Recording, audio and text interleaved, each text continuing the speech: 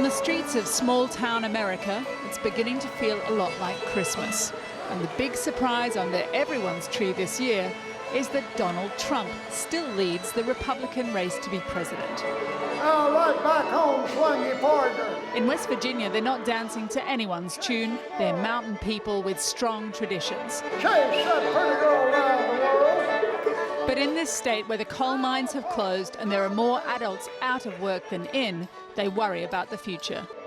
Oh, buddy, you're cooking now. People think that he may be able to give an economic boost. Since he is a businessman and he knows how to run things, Out to the left. the White House is a business. We're not social services. What about some of the more controversial things he says? Actually, makes me believe him more because he's not afraid of controversy. Donald J. Trump is calling for a total and complete shutdown of Muslims entering the United States. Is that something that you agree with? I think they ought to do better screening as far as somebody wants to come in the United States. That's fine. But follow United States rules. If you're going to be a United States citizen, be a United States citizen. Leave your beliefs behind. Donald Trump's greatest achievement so far is that he's framing the political conversation across America. Part of the Trump phenomenon is the more he's called a bigot or a fascist on account of his reactionary comments, the more support for him hardens.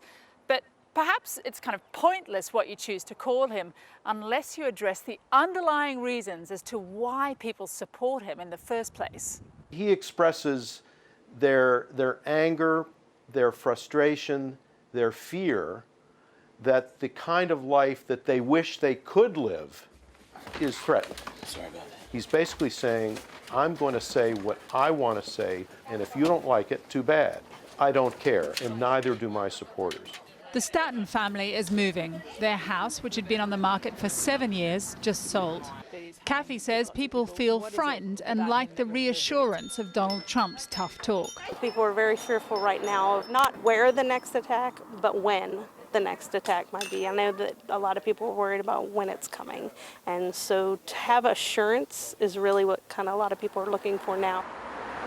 That sense of insecurity was not only a theme for this week's Republican presidential debate, it's measurable in terms of ammunition and gun purchases. You have enough ammo today?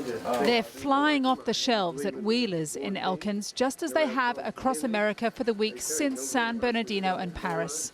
On Black Friday, there were more customer checks for people buying guns than any other single day on record, peaking at more than 2 a minute.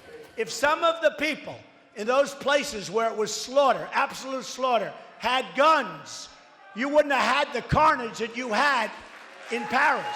You wouldn't have had that carnage. At Beender's pub, 3 card-carrying Republicans are giving thanks for the Second Amendment rights they have to bear arms and for Republican candidates who are holding the line. With this Islamic terrorism, a lot of people don't feel like the national government's protecting us. So therefore, thank goodness we have the Second Amendment so we can protect ourselves if we have to. And we're law-abiding citizens, trust me, we don't want to hurt anybody, but at the same time, call 911. See how fast that gets you taken care of if something happens. Local councillor Mark Scott is no Trump supporter himself, but understands what people like about him. They're not saying, I'm going to vote for Donald Trump. I just like what Donald Trump has to say. He says the key to understanding this surprising Republican race is how it all began. This was supposed to be a Bush-Clinton election. That's what all the media was talking about when they announced that it was going to be Clinton versus Bush. The American people, especially people in West Virginia, they're tired of that. They're not interested in entitlement. We don't get the office because we born into it. We get the office because we earn it. And a lot of people are looking at Trump and saying, you know, he's out there trying to earn the office. With his private jet and orchestral accompaniment, Donald Trump doesn't feel like an outsider. More an enfant terrible born of what some would say is a generation of conservative politics not afraid to stoke the fear of government and play on America's weakness in the world.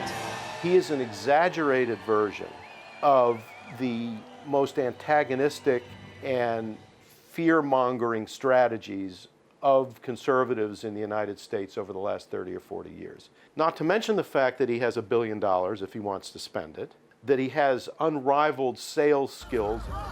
If he wants to fight all the way to the Republican convention next year in Cleveland, he can, and he will be a big presence.